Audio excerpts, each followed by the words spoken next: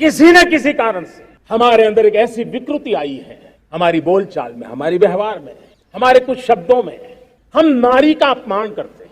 दीदी, ओ दीदी, स्वभाव से, संस्कार से, रोजमर्रा की जिंदगी में नारी को अपमानित करने वाली हर बात से मुक्ति का संकल्प ले सकते हैं। भाइयों बहनों, बता दीजिए, इस देश में कभी किसी ने 50 करोड़ की गर्लफ्रेंड देखी है? नारी का गौरव राष्ट्र के सपने पूरे करने में बहुत बड़ी पूंजी बनने वाला है। 2002 के गुजरात दंगों में से एक केस बिल्किस बानो गैंगरेप और 7 परिवार वालों के हत्या के मामले में सजा पाए 11 दोषी लेकिन 15 साल बाद जेल से रिहा हो गए। वो आजाद हैं अब। गुजरात सरकार ने सभी 11 दोषियों को समय से पूर्व रिहाई दे दी। हिपोक्रेसी की भी सीमा होती है। बेटी बचाओ बेटी पढ़ाओ, लेकिन उन्हीं की सरकार का डेटा हमें और कुछ बता रही है। इसीलिए तो सब कुछ कंफ्यूजिंग है कि बेटियां पैदा तो हो रही हैं, लेकिन सरकार की एनसीबी डेटा हमें यह बताती है कि 2001 से 2018 के बीच में इंडिया में रेप केसेस में 70% से ज्यादा की वृद्धि हुई है। दोस्तों, हमारे YouTube चैनल पर आपका स्वागत है। आज हम एक बहुत दुखदाई घटना के बारे में बात करेंगे और वो घटना गुजरात के नरसंहार से जुड़ी है। गुजरात में जो 2002 का नरसंहार हुआ था उसमें करीब 1000 से ऊपर लोग मारे गए, ऑफिशियल फिगर है, और वैसे ऐसा अंदाज़ है कि 2000 के करीब लोग मारे गए, जिनमें मेजॉरिटी मुसलमान थे। स्त्रियों पर बलात्कार भी बहुत हुए और इसी के साथ एक बलात्कार की घटना ये हमारे दृष्टिपटल पर अटल रह गई और वो थी बिल्किस बानो के बलात्कार की। बिल्किस बानो इस कत्लेआम के बाद उनका परिवार खेतों में छुप गया। उनको ढूंढते हुए लोग आए, करीब 27-30 लोग आए और उन्होंने ढूंढा और उसमें ख़ास तौर से बिल्किस बानो के परिवार के 13 लोगों की हत्या की गई। इसी के साथ उस समय बिल्किस बानो की गोद में उनकी 3 साल की बच्ची थी, जिसको बेरहमी से नीचे पटक दिया गया और उस मासूम बच्ची की मौत हो गई। उसी के साथ ये बिल्किस बानो पर बलात्कार किया गया। बिल्किस बानो उस समय गर्भवती थी, उन्हें 5 महीने का गर्भ था, शी वॉज प्रेग्नेंट, और करीब 19 लोग इसमें दोषी पाए गए। उनमें से 7 के खिलाफ ज़्यादा सबूत नहीं थे। एक व्यक्ति की मृत्यु हो गई और बचे हुए 11 लोगों को आजन्म कारावास की सज़ा दी गई। अब ये कारावास की सज़ा दी गई, इसकी भी एक लंबी कहानी है। बिल्किस बानो ने बहुत बहादुरी से अपने मुकदमे को लड़ा। ये निश्चित तौर से है कि उस समय एक संगठन था, सेंटर फॉर सोशल जस्टिस, जिसने बिल्किस बानो की मदद की, पर बिल्किस बानो की दाद देना चाहिए कि इतने बुरी सिचुएशन में भी उन्होंने हिम्मत से, बहादुरी से अपने केस को लड़ा और जिसके कारण इन अपराधियों को सज़ा मिली। अब अपराधियों को सज़ा मिलना वैसे आम बात नहीं है। ज़्यादातर सांप्रदायिक दंगों के आरोपी बच जाते हैं, उन्हें सज़ा नहीं होती, पर इस मामले में वहाँ के मानवाधिकार कार्यकर्ता और बिल्किस बानो खुद, उनको बहुत इसका योगदान जाता है। अब ये जो 11 व्यक्ति जो आजन्म कैद में थे, परसों 15 अगस्त को उनको जेल से रिहा कर दिया गया।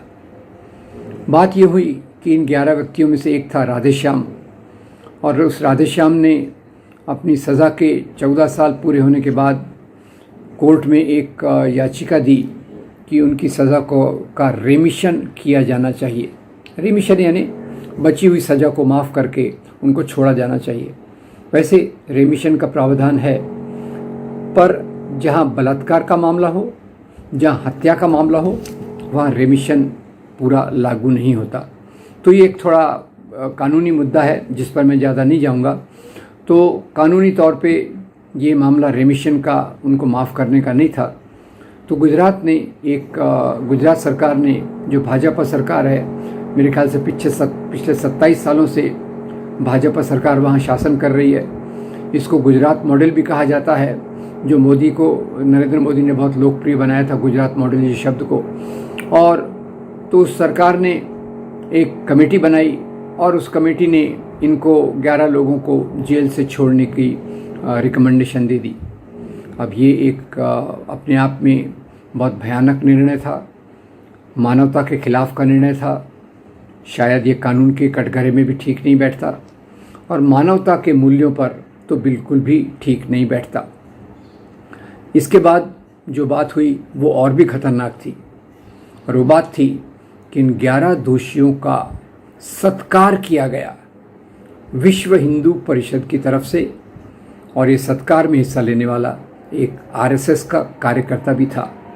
इनका सत्कार किया गया, इनको मिठाई बांटी गई और जैसे जश्न का माहौल खड़ा किया गया विश्व हिंदू परिषद द्वारा और हिंदुत्व के मानने वालों द्वारा। हम कैसे समाज में रहते हैं, आज हमारे समाज की क्या परिस्थिति हो गई है, इसका अंदाज़ा इसी से लगा सकते हैं कि एक तरफ इतना भयंकर अपराध करने वाले लोगों को किसी न किसी तरीके से छोड़ने का बहाना बनाया जाता है, छोड़ दिया जाता है। आपको यहाँ याद दिला दूँ कि इसी गुजरात के कत्लेआम में नरसंहार में एक बाबू बजरंगी थे जिन्हें आजन्म कैद की सज़ा मिली, उनको भी बेल मिल गई है। और दूसरी एक मंत्री महोदया थी जो मोदी सरकार में मंत्री थी, वो भी इसमें अपराधी पाई गई, उन्हें भी आजन्म कैद हुई, उनको भी किसी आधार पर छोड़ दिया गया। तो मुझे लगता है आज हमारे समाज में 2 प्रकार की कानूनी व्यवस्था आ चुकी है, और इसमें जो जुडिशरी का रोल है वो भी एक चिंता का विषय है। क्या जुडिशरी, हमारी न्यायपालिका, हमारे संविधान की सुरक्षा कर रही है या वो किसी दबाव में है, ये भी एक सोचने का मुद्दा है। जहाँ तक 2 प्रकार की न्याय व्यवस्था का सवाल है, मैं ये रेखांकित करना चाहता हूँ कि जब 1992-93 में बम्बई में भयंकर दंगे हुए, करीब 1000 लोग मारे गए, उस दंगों के बाद श्री कृष्णा कमीशन की रिपोर्ट भी आई, पर जो लोगों को दोषी बताया गया उनको ज़्यादा सज़ा नहीं हुई। इन्हीं दंगों के बाद बॉम्ब ब्लास्ट हुए, बॉम्ब ब्लास्ट में करीब 200 लोग मारे गए, और इस बॉम्ब ब्लास्ट के जो दोषी थे, अपराधी थे, उनको पूरी सज़ा, मृत्युदंड, आजन्म कैद होना भी चाहिए था। सभी अपराध को सज़ा मिलनी चाहिए। फिर जो दंगों के आरोपी थे उनको सज़ा क्यों नहीं हुई? ये हमारे समाज का एक आईना हमें दिखाता है। और इसमें जो आईना ये भी है कि आज सरकार और समाज का एक तबका काफ़ी सांप्रदायिक सोच को रखने वाला बन गया है, और इसके चलते जो हमारे पहले जिनको हम सांप्रदायिक दंगे कहते थे, जिसमें दोनों समाज के लोग पीड़ा झेलते थे, मारे जाते थे, उसके बदले अब ये मुस्लिम विरोधी दंगे हो गए हैं। और जहाँ तक न्याय का भी सवाल है, डॉक्टर विभूति नारायण राय जो पहले director general of police Uttar Pradesh थे, उनकी किताब है कॉम्बैटिंग कम्युनल कॉन्फ्लिक्ट, उसमें वो बताते हैं कि दंगों में मारे जाने वाले ज़्यादा लोग मुसलमान होते हैं, और जिनको ज़्यादा अपराध के कारण जिनको दोष दिया जाता है वो भी मुसलमान होते हैं, जिनको ज़्यादा सज़ा दी जाती है वो भी मुसलमान होते हैं। और यहाँ पॉल ब्रास नाम के दूसरे एकेडमिक एक बात को कहते हैं इंस्टीट्यूशनल राइट मैकेनिज़्म, यानी जो दंगे भड़काने का एक यंत्र बन चुका है, उसमें पुलिस का पक्षपात, व्यवस्था का पक्षपात, ये एक बिल्कुल क्लियर रूप में दिखाई देता है। और जिस प्रकार की चेतना समाज में बनाई गई है मुसलमानों के खिलाफ, उसके चलते उनके समाज में एक डर होना, और ये डर के कारण जीना, ये एक आम बात हो गई है। तो खैर, जहाँ तक बिल्किस बानो का सवाल है, जब 11 लोगों को छोड़ा गया, उसके पहले भी सुप्रीम कोर्ट ने 2019 में फैसला दिया था, एक निर्देश दिया था कि बिल्किस बानो को 50 लाख का मुआवजा दिया जाए, घर दिया जाए, और उनके एक परिवार के एक सदस्य को नौकरी दी जाए। ये बात पूरी नहीं हुई। क्यों नहीं पूरी हुई, ये सोचने का विषय है। दूसरी बात यह है कि जब तक हम इन बातों को देखते हैं तो काफ़ी निराशा, पीड़ा और दुख होता है कि हमारे समाज में एक तरफ तो अपराध करने वालों का सत्कार हो रहा है। ऐसे ही सत्कार शंभूलाल रेगर का भी हुआ था, जिसने अफराजुल नाम के मुस्लिम व्यक्ति को, जो मजदूर था, उसकी हत्या की और उसका वीडियो वायरल किया। उसके सत्कार में भी निधि जमा की गई। अखलाक के मारने वालों में जो एक था, जो जेल में था और किसी कारण से डेंगू या मलेरिया के कारण जिसकी मृत्यु हो गई, उसको तिरंगा लपेटने के लिए केंद्रीय मंत्री महेश वर्मा जी आए थे। ऐसी एक तीसरी घटना भी है। यशवंत सिन्हा के पुत्र जसवंत सिन्हा, जो उस समय केंद्र में मंत्री थे, उनकी कॉन्स्टिट्यूएंसी में जो लोग लिंचिंग के आरोपी थे, उनको किसी कारण से बेल दी गई। तो ये मिनिस्टर साहब ने जाकर उनका सत्कार किया, उनको फूल माला चढ़ाई। ये हमारे समाज का चित्र है, जहाँ जो निर्दोष हैं वो जेलों में सड़ रहे हैं और जो दोषी हैं उनको छोड़ा जा रहा है, उनका सत्कार किया जा रहा है। इसके पीछे कौन सी सोच है? तो ये सोच के लिए मुझे ये बात याद आती है कि धर्म के नाम की चलने वाली राजनीति ये स्त्रियों के शरीर को अपने एक हथियार बनाती है और दूसरों मतलब दूसरे धर्म की स्त्रियों पर अत्याचार करना, इसको एक बदला लेने की बात कही जाती है। और ये बात की शुरुआत होती है सावरकर से। सावरकर वो शिवाजी महाराज की आलोचना करते हैं। एक घटना आपको पता होगी, जब शिवाजी महाराज की सेना कल्याण गई लूटमार करने, लूटमार के साथ साथ कल्याण के पुत्रवधू को भी उठाकर लाई और शिवाजी महाराज को उसे भेंट के रूप में प्रस्तुत किया। ये बात और है, शिवाजी महाराज दूसरे प्रकार के राजा थे। उन्होंने इन पर काफ़ी नाराज़गी जाहिर की और उस स्त्री को आदर, पूरे आदर के साथ वापस भेज दिया। सावरकर इसके बारे में लिखते हुए शिवाजी महाराज की आलोचना करते हैं। क्या शिवाजी महाराज को उस समय ये बात नहीं सूझी कि पहले हिंदू स्त्रियों पे अत्याचार हुए, ये बदला लेने का मौका था? ब्रैकेट में मैं कह रहा हूँ। तो ये एक सांप्रदायिक राजनीति का घृणित चेहरा है, जहाँ स्त्रियों को एक प्रकार से निशाना बनाया जाता है और उनको टारगेट किया जाता है। जहाँ मैं इतनी नकारात्मक बातें कह रहा हूँ, उसी के साथ साथ मैं बताना चाहूँगा कि दो बहुत अच्छे बयान आए हैं, एक बेबाक कलेक्टिव द्वारा और दूसरा एडवा द्वारा, all India democratic women's association द्वारा। और एडवा ये पूरे देश के स्त्रियों में एक कॉल दे रही है कि जगह जगह हम प्रदर्शन करें और प्रदर्शन के माध्यम से सरकार को अपील करें कि ये जो 11 लोगों को छोड़ा गया है ये गलत है, इनको वापस जेल में डाला जाए, उनको सज़ा दी जाए। और साथ ही साथ बिल्किस बानो को सुप्रीम कोर्ट ने जो निर्देश दिया था 50 लाख रुपए, घर, परिवार के एक सदस्य को नौकरी, उसको पूरा किया जाना चाहिए। तो मैं एडवा के इस कदम का स्वागत करता हूँ।